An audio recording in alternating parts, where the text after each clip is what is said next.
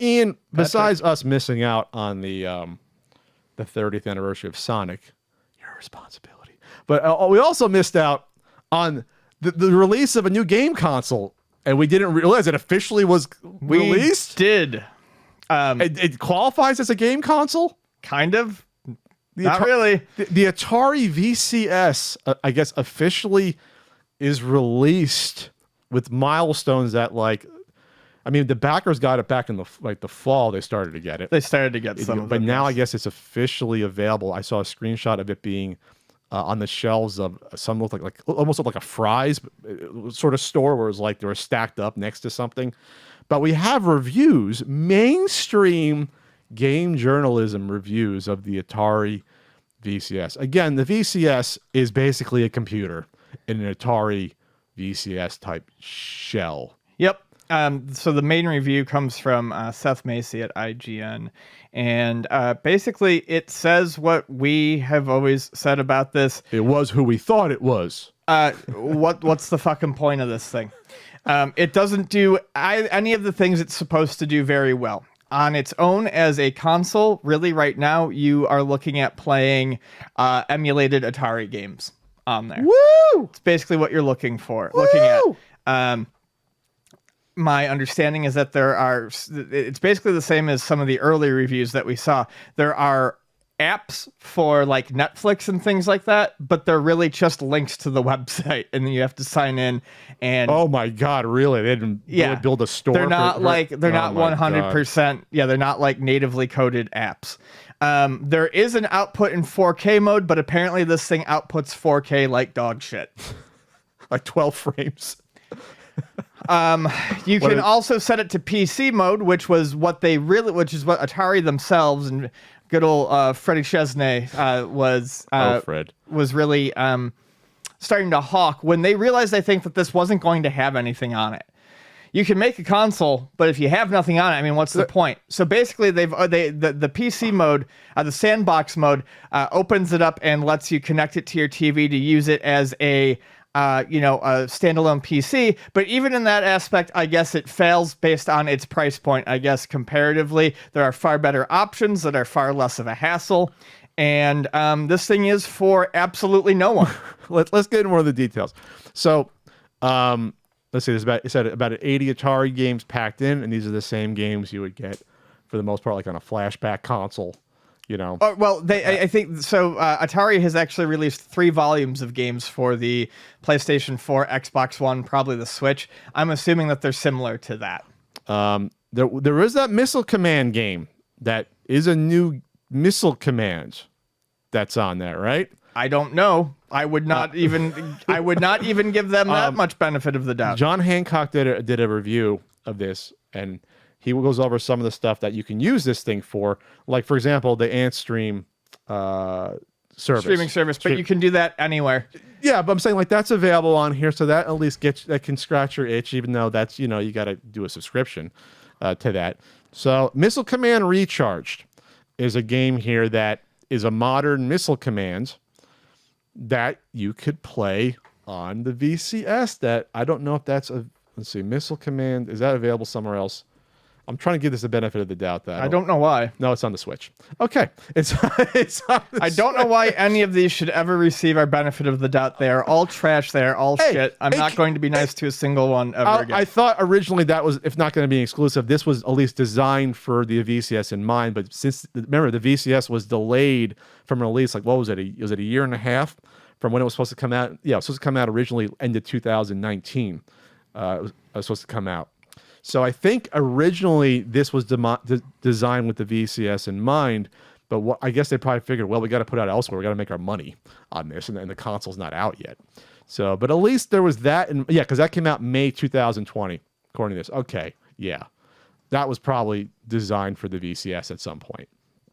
So yeah, it's a modern Missile Command. Okay, if you want to play that Let's see. John goes over playing some of the classics on here. That Missile Command Recharge that we're touting as being such a big thing is also available on Steam for the low price of $1.49. So there is no reason to buy this $300 hunk of designer plastic that comes with no controllers out of the box. Oh, that's right. You got to spend extra. If you want the version that comes with the classic controller and the standard gamepad, it's $400. That's right.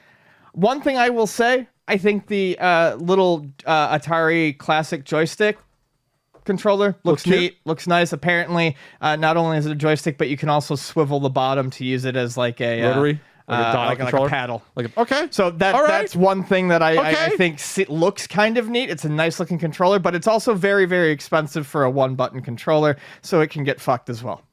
Yeah, again, when you start to get into $300, $400 ranges of for these products, you have to ask yourself: does the cost of the hardware align with the software we are getting? Like, is there something not lining up here of the the value proposition? Or it's not like I don't want people to get the wrong idea. I'm not opposed to the little guy, but you have to ask, what value am I adding to this marketplace? What am I going to be doing on my Me Too also ran console that is going to pull anyone away from what they can already get that has a built-in ecosystem and games and developers? It's not that I wouldn't love to see a company, get into the fray, but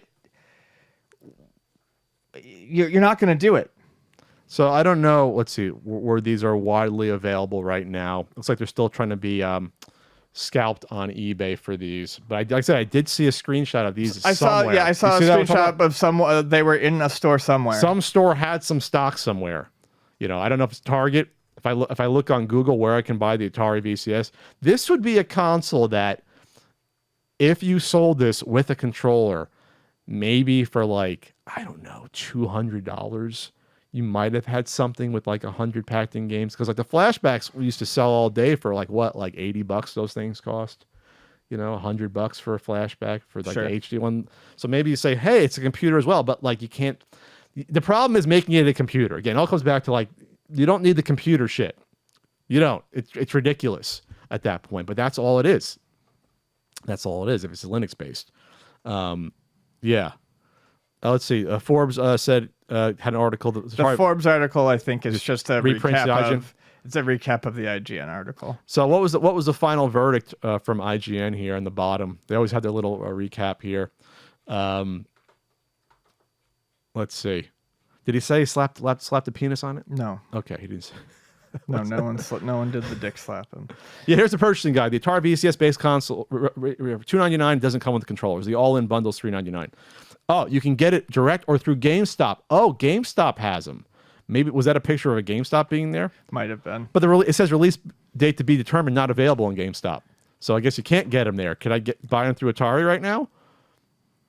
Probably not if they're being scalped online. They probably just haven't met what they're supposed to output. It says, okay, I can buy 1 unit, maximum 3 units. God, I think they made probably just enough to get them out to backers and just a little bit more. Yeah, this thing is dead on arrival. I don't think they're ever going to try to actually, push a bunch of these into stores for people to buy. Verdict: the Atari VCS costs too much and does too little for me to recommend it. Its 4K mode is pretty pointless, other than it makes for a nice marketing bullet. The number of built-in games is impressive on paper, but there are too few games you'd actually want to play and too many games that didn't age well at all. Age well. PC mode is poorly implemented and doesn't make a lot of sense in practice.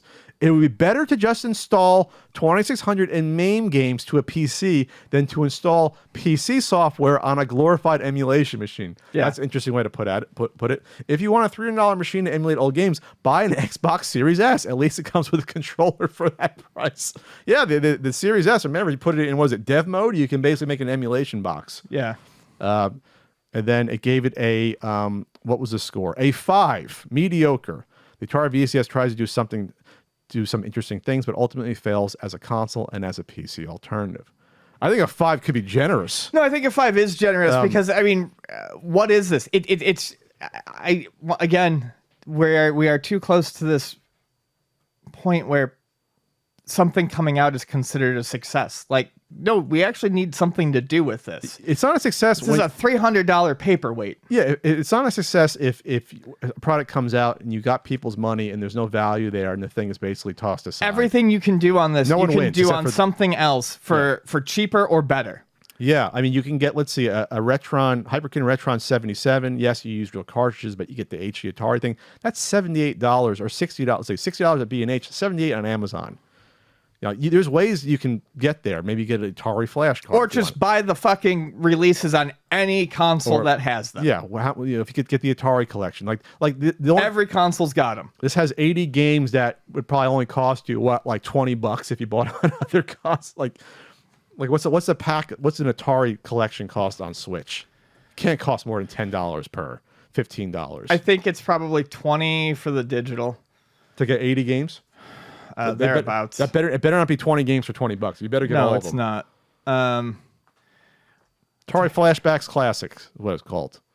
Atari Flashback. So they keep the Flashback name, which I like. So I think it's supposed to be a $30 game, and it doesn't even tell you how $40 on Nintendo's site, it says. Brand new 150 games, which is still a bit much, honestly. But it is. So you get more than what you get. If you only get 80 on the, for whatever reason, you only get 80 on the VCS. $40, you get all their freaking games that they have to offer. We'll give you the 7800, 2600. They always leave off the 5200. We always talk about for some weird reason, or they don't include those. It's just give you Makes fucking me sad. Get everything. That's all you had. You had a good 4 or 5 year run, Atari. Give us everything you got from 77 to 83, 84. It is crazy to think. I mean, I always thought about this back when video game years came up. Atari is always thought of as this megalithic force in video games. Well, they were. They were very important in the beginning, but they did not. Their run of relevance was fairly short. They still had an arcade run in the mid 80s to late 80s a little bit, but like as at the forefront, it was like 4 or 5 years. That was it. Then they were done.